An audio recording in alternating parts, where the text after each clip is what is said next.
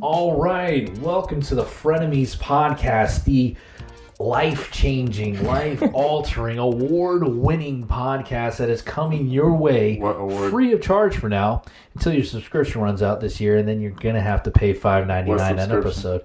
We'll talk about that later. Okay. But anyways, let's talk about what the Frenemies podcast is all about. We're friends who are also enemies thanks to the world of fantasy football because we are competitive in this Dungeons & Dragons world of sports.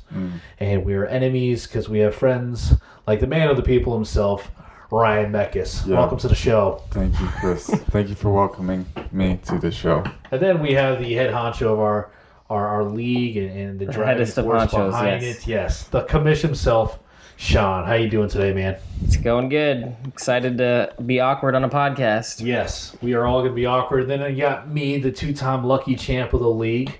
All right, Chris here, Phil's mentor. We're going to make sure we understand that I am Phil's mentor. And the goal of this podcast is to have some fun and to entertain the league and help keep people up to date and just engaged into what we're doing. Something that adds in week to week. And to become rich and famous as well. That is a goal. We spoke about, maybe running off and the three of us living in a mansion together. Frolicking in the woods occasionally. Frolicking That's in the woods. Or the meadows. In the meadows together. Yeah. Because of our podcast. Yeah. Anyway, so go ahead and make fun of us, but we just really want to have some fun with this, and we thought, hey, why not? We do this anyways. Yeah. We talk on the phone and have these conversations. We always Might as talk. well have it out there for our whole league to hear. Yes. We used to get made fun of my coaching staff when David and Phil and I would come together and say, who'd you pick up this week on the waiver wire? And the rest of the coaches like, guys, we have a real football practice to run. I'm like, shh, we're talking about fantasy. The important things in life. Sit down. All right, so Men are talking. men are talking here about fantasy things. All right, so let's talk about some of the off-season rule changes for some of you guys who were not there in our rules meeting that we have every summer. Commish, take it away, kind of update us on a few of the things that some people might have missed out on. Yeah, so we had our traditional rules meeting we always have. Of course, didn't get full attendance, so anybody who wasn't there, listen up. Morgan. Daniel.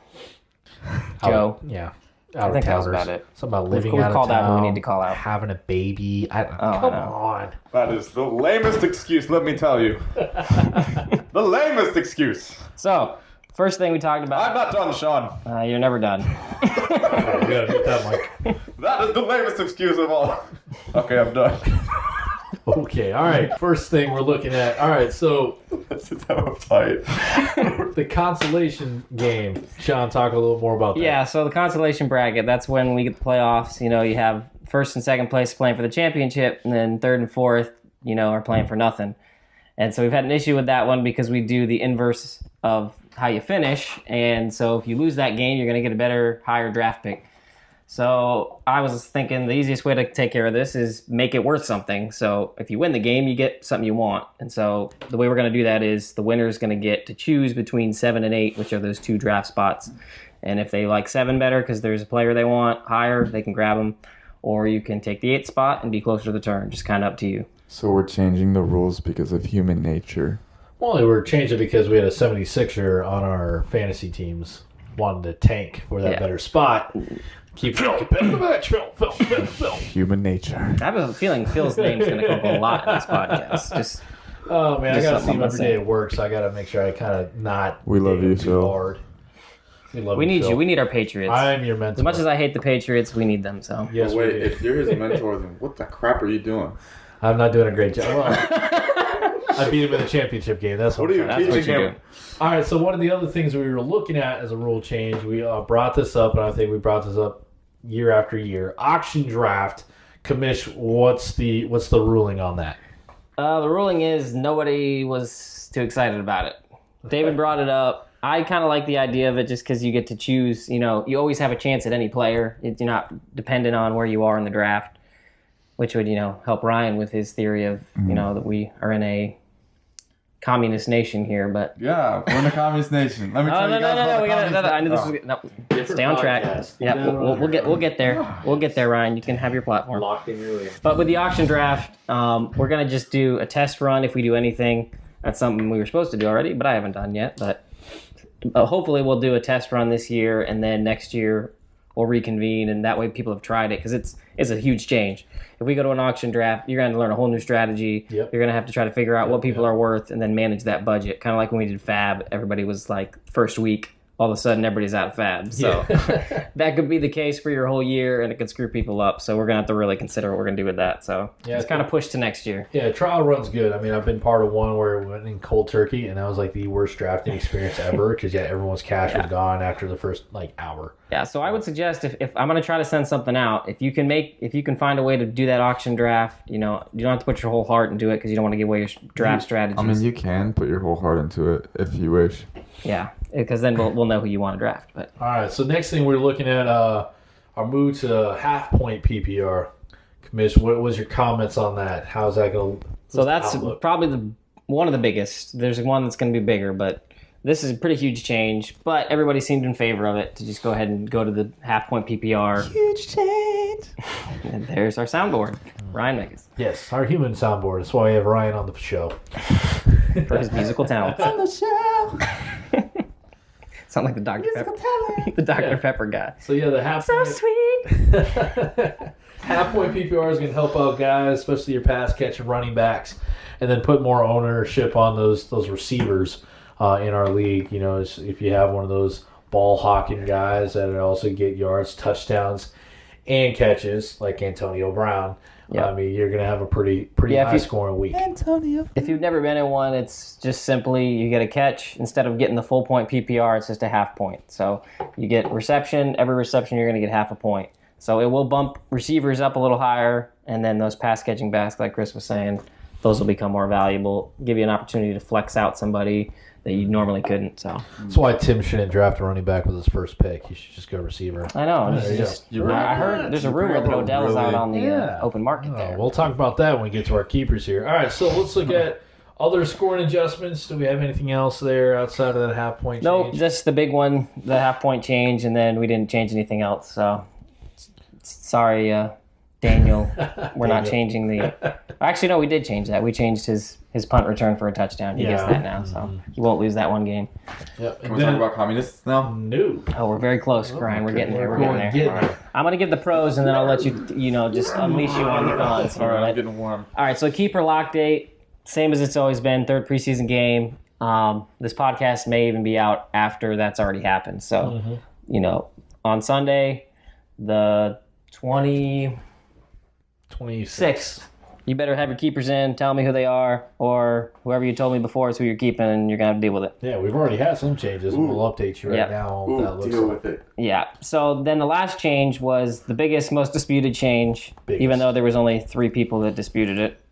That's because we had kind of lost into a landslide. Preacher David. I'm sorry, no, 2 people only. We had Reverend David Kalana. Yeah, so I'll give you the gist of what happened. This all together, and then Ryan will give his rebuttal on why it's a mistake for our league. I feel like we need to call in with David when he makes this rebuttal. He's probably not up right now. What we're doing is we're going to add a half a win a week. The way you're going to get your half a win a week is if you rank in the top 5 of overall points each week. So traditionally, you have a head-to-head. That's still going to be there. We're not going to lose the head-to-head. Mm-hmm. You're going to win that way. You can get a win that way. But if you play the number 1 scoring team in the league and you were the number 2, then you're still going to get your half a point because you ranked in the top 5. The other thing that David mentioned he loved about it was that he can, stay more engaged when it's Monday Night Football. You can flip it on and be like, hey, I got a chance to get into the top 5 here. I want to see what happens. Yeah, so it's always thinking where you score more than 80% of the league, but you happen to play somebody that was the first top scoring guy, so you get the L, but you scored more points than a lot of my wins this year. It's toward the lowest, but I get lucky wins here. So, and that's what I think it'll do is take away a lot of that lucky win to where you lucked out when you got an amazing schedule. So you only had to play Phil once last year, and then you get to play Daniel. Sorry, Daniel. You get to play him twice, and then you get 2 wins. Daniel. Then it'll kind of counteract that. So we did the half a win. That way, it's not weighted as much as the head-to-head. But our 2 disputers were Mr. Ryan Mekas himself, and then Daniel. Yeah. He was not too happy with it because he thinks he's not very good and needs those lucky wins. So. Oh. That's your fellow man. Dang, that's my intro. Okay, let me try to get my pride back a second before rebuttal that. Go. So, David came in. He had been plotting this for like 6 months, and he comes in with his stupid Norfolk Christian voice on, his stupid chapel voice on.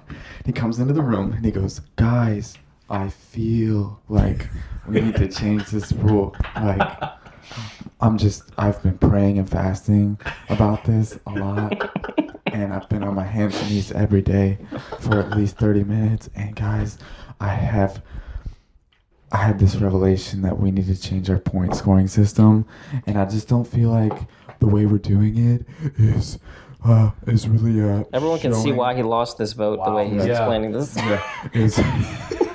Everyone's probably. I feel like people aren't getting what they deserve.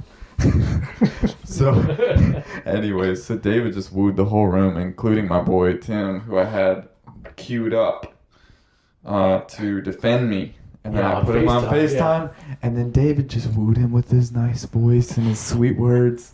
And then Tim was like, "Yeah, that makes a lot of sense." And here we are today, in a not real weird league. Oh, man. Can I talk about communists now? Not right now, Okay. but we can make a really easy transition. Talk about our keepers for this upcoming draft. Commish, you got the board up here. Do you want to list off these guys who we have? We had some changes, some last-minute changes leading up to tonight, which is Friday night. All right, so going from the top, Tim is going to be keeping Travis Kelce and Amari Cooper. Dumb. Okay, next. Turtles has decided to switch it up, and he is not keeping Odell Beckham, and he's going to not keep anyone. That's and newsworthy. Just Dumb. start fresh. That's like running on the bottom for ESPN. Then we got Joe, who's going to be keeping David Johnson and Christian McCaffrey. Dumb. Next. Captain Morgan himself is going to have LaShawn McCoy and Devonta Freeman for the third or fourth time in a row. Hey, just keep it going. Also third or fourth time in a row, we got Mr. Man of the People himself keeping Bell and Gordon. Oh, that's good. I know, something you like over there. I can't believe I let Gordon go that 1 year I had him that first year. All right, next. And then I'm keeping Kareem Hunt and Keenan Allen. Dumb. Next. Leonard Fournette and Rob Gronkowski for literally Tim Tebow, which I believe is Andy. They won't make it to the season next. Ezekiel Elliott and the switch up Mike Evans, not Deshaun Watson, that's for the switch Baltimore Birds. Zeke's going to be suspended, and Mike Evans is going to... David loves the bad boys. The Boston Massacre is going to Worst be... team name ever. It was bad taste. Hashtag current events back then, okay? Antonio Brown and Alvin Kamara. First time we're not having Julio Jones kept by Mr. Boston. And a loaded team. And then Chris is keeping Todd Gurley and Adam Thielen. Hooked on a Thielen.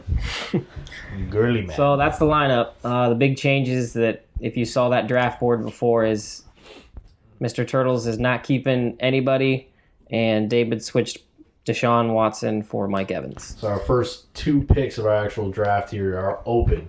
Yep. So with Tim and then Daniel making picks here. So it's going to be very interesting, especially with now Odell floating out there. Does Tim change his strategy? Yeah, so those should pretty much stay the same, and, that kind of sets us to the end of this podcast episode. I can just call him. I can actually ask him right now. That's true.